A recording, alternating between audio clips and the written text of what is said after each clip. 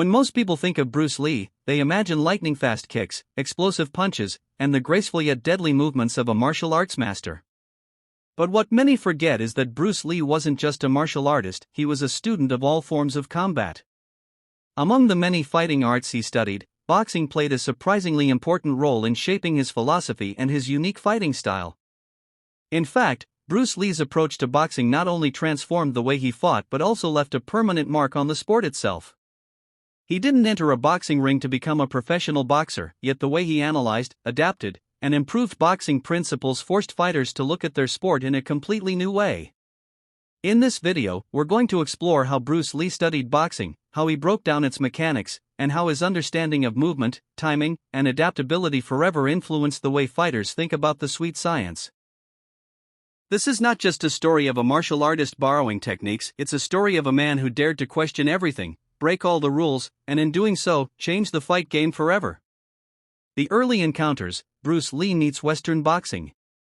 Before Bruce Lee became a martial arts legend, he was just a young man in Hong Kong with an insatiable curiosity about combat.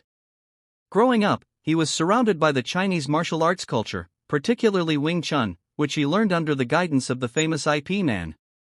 But Bruce didn't limit himself to just the Eastern way of fighting, he was fascinated by the idea of Western-style combat sports like boxing and fencing. While studying at St. Francis Xavier's College in Hong Kong, Bruce actually joined the school boxing team.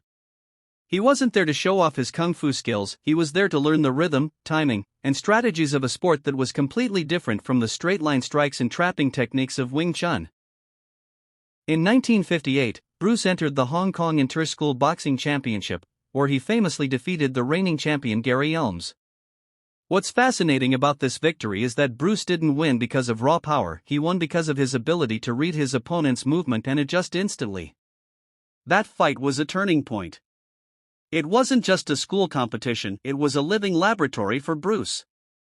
He began to see that boxing footwork, head movement, and timing could be combined with his martial arts knowledge to create something faster, more unpredictable, and far more efficient than either style on its own. Breaking down boxing mechanics, Bruce Lee's analytical mind.